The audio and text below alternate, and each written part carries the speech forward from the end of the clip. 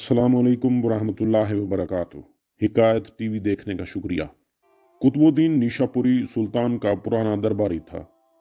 जब उसने देखा कि इंतहाई बेखौफी से सुल्तान दुश्मनों के लश्कर में घुस रहा है और फिर उस जुमगट से निकलता है तो उसका दिल कांप गया। वो बेतहाशा चीखने लगा, सुल्तान, खुदा के लिए हमें इम्तिहान में न डालिए। अगर खुदा नख्वास्ता आप मारे गए तो गोया सारी मखलूक मारी जाएगी। दुश्मन इस मुल्क को फतह कर लेंगे और मुसलमान तबाह बर्बाद हो जाएंगे। लड़ाई घुमसान की हो रही थी। शोर हंगामा इतना था कि कान पड़ी आवाज सुनाई नहीं दे रही थी, मगर चीखते चीखते कुतुबुद्दीन निशापुरी सुल्तान के करीब पहुंच गया। सुल्तान ने उसकी आवाज सुन ली और उसी वक्त कुतुबुद्दीन निशापुरी को डांटा, कुतुबुद्दीन, अपनी जबान बंद कर। तू अल्लाह ताला के हजूर गुस्ताखी कर रहा है। मेरी क्या हैसियत है? मुझसे पहले इस दीन और मुमलकत का अल्लाह की जात के सिवा कौन मुहाफिज था? मैं तो उसका अदना गुलाम और उसके दीन का चाकर हूँ।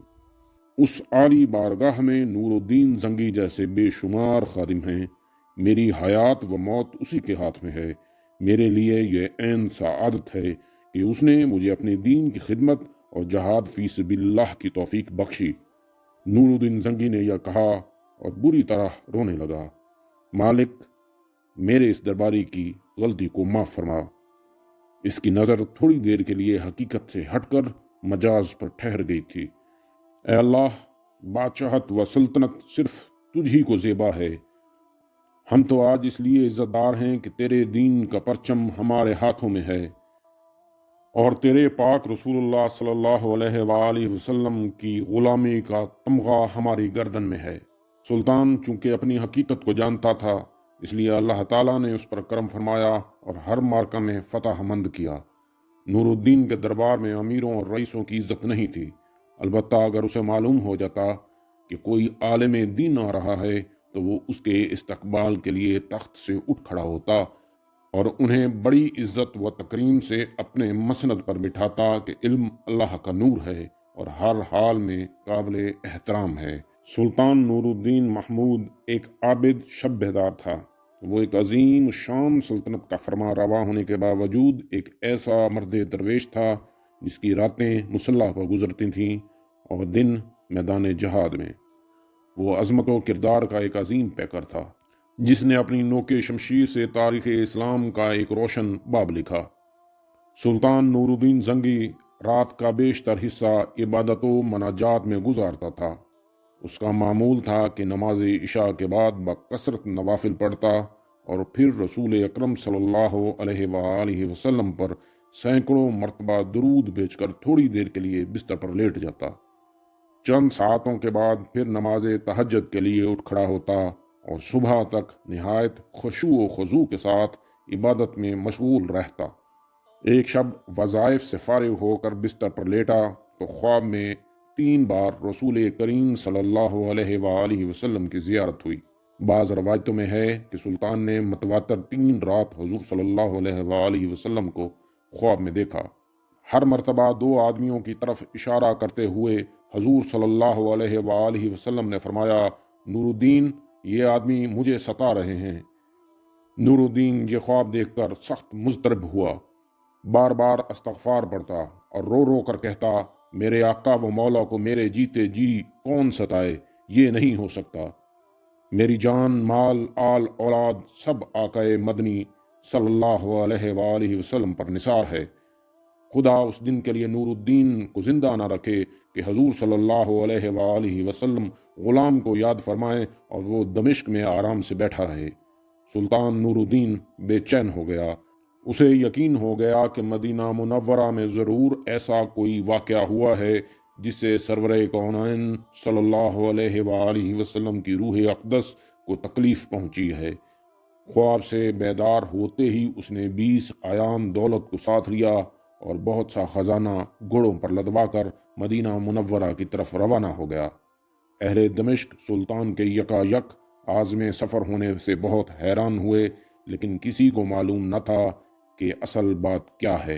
دمشق سے مدینہ منورہ پہنچنے میں عام طور پر 20-25 دن لگتے تھے، لیکن سلطان نے یہ فاصلہ نہایت تیز رفتاری کے ساتھ طے کیا اور 16ویں دن مدینہ منورہ جا پہنچا۔ اہل مدینہ اس کی اچانک آمد پر حیران رہ گئے۔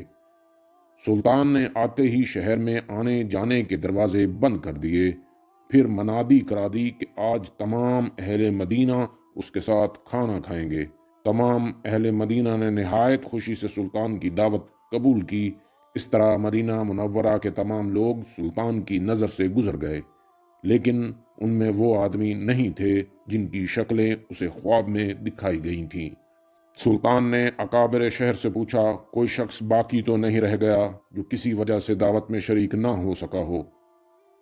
انہوں نے عرض کی، اہل مدینہ میں سے تو کوئی شخص ایسا نہیں رہا جو دعوت میں شریک نہ ہوا ہو، البتہ 2 خدا رسیدہ مغربی جو مدت سے یہاں مقیم ہیں نہیں آئے۔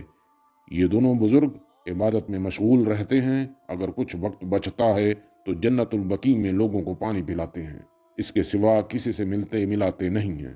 سلطان نے حکم دیا، ان دونوں کو بھی یہاں ضرور لاؤ۔ جب دونوں سلطان کے سامنے حاضر کیے گئے تو اس نے ایک نظر میں پہچان لیا کہ یہی وہ 2 آدمی ہیں جو اسے خواب میں دکھائے گئے تھے۔ انہیں دیکھ کر سلطان کا خون کھول اٹھا، لیکن تحقیق حال ضروری تھی، کیونکہ ان کا لباس زاہدانہ اور شکل و صورت مومنوں کی سی تھی۔ سلطان نے ان دونوں سے پوچھا، تم دونوں یہاں کہاں رہتے ہو؟ انہوں نے بتایا کہ روضہ اقدس کے قریب ایک مکان کرائے پر لے رکھا ہے اور اسی میں ہر وقت ذکر الہی میں مشغول رہتے ہیں۔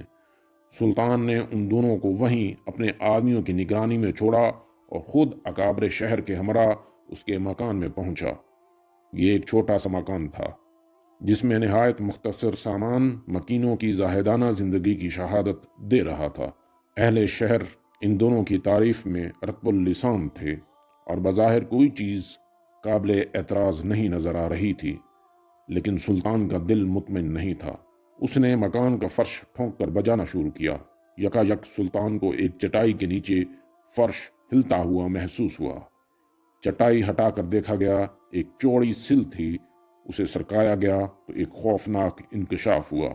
یہ ایک سرنگ تھی جو روضہ اقدس کی طرف جا رہی تھی۔ سلطان سارا معاملہ آنن فنن سمجھ گیا اور بے اختیار اس کے منہ سے صدق اللہ و صدق رسول اللہ النبی الکریم نکلا۔ سادہ مزاج اہل مدینہ بھی ان بھیڑ نما بھیڑیوں کی یہ حرکت دیکھ کر ششدر رہ گئے۔ سلطان اب قہر و جلال کی مجسم تصویر بن چکا تھا اور اس نے دونوں ملعونوں کو پابا زنجیر کر کے اپنے سامنے لانے کا حکم دیا۔ جب وہ سلطان کے سامنے پیش ہوئے تو اس نے نہایت غضبناک لہجہ میں مخاطب ہو کر پوچھا، سچ سچ بتاؤ، تم کون ہو اور اس ناپاک حرکت سے تمہارا کیا مقصد ہے؟ دونوں ملعونوں نے نہایت بے شرمی اور ڈٹائی سے جواب دیا، اے بادشاہ، ہم نصرانی ہیں اور اپنی قوم کی طرف سے تمہارے پیغمبر کی داشت چرانے پر مامور ہوئے ہیں۔ ہمارے نزدیک اس سے بڑھ کر کوئی اور کار ثواب نہیں ہے، لیکن افسوس کہ عین اس وقت پر جب ہمارا کام بہت تھوڑا باقی رہ گیا تھا تم نے ہمیں گرفتار کر لیا۔ ایک روایت یہ ہے کہ یہ سرنگ حضرت عمر رضی اللہ عنہ کے جسد مبارک تک پہنچ چکی تھی، یہاں تک کہ ان کا ایک پاؤں ننگا ہو گیا تھا۔ سلطان کا پیمانہ صبر لبریز ہو گیا۔ اس نے تلوار کھینچ کر ان دونوں بدبختوں کی گردنیں اڑا دیں اور ان کی لاشیں بھڑکتی ہوئی آگ کے الاؤ میں ڈلوا دیں۔ یہ کام انجام دے کر سلطان پر رقت طاری ہو گئی اور شدت گریہ سے اس کی ہچکی بند گئی۔ وہ مدینہ منورہ کی گلیوں میں روتا گھومتا اور کہتا، زہ نصیب کے اس خدمت کے لیے حضور صلی اللہ علیہ وآلہ وسلم نے اس غلام کا انتخاب فرمایا۔ جب ذرا قرار آیا تو سلطان نے حکم دیا کہ روضہ نبی صلی اللہ علیہ وآلہ وسلم کے گرد ایک گہری خندق کھودی جائے اور اسے پگھلے ہوئے سیسے سے بھر دیا جائے۔ سلطان کے حکم کی تعمیل میں روضہ اطہر کے چاروں طرف اتنی گہری خندق کھودی گئی کہ زمین سے پانی نکل آیا اور اس کے بعد اس میں سیسا بھر دیا گیا تاکہ زمانے کی دست برد سے ہر طرح محفوظ رہے۔ یہ سیسے کی دیوار روضہ اقدس کے گرد آج بھی موجود ہے اور انشاءاللہ ابد تک قائم رہے گی۔ آج بھی اہل مدینہ سلطان نور الدین محمود زنگی کا نام نہایت محبت اور احترام سے لیتے ہیں اور ان کا شمار نفوس قدسی میں کرتے ہیں، جن پر سید البشر نے خود اعتماد کا اظہار فرمایا اور ان کے محب رسول ہونے کی تصدیق فرمائی۔ اگر ویڈیو پسند آئی تو لائک، سبسکرائب اور شیئر ضرور کر دیجیے گا۔ اللہ حافظ۔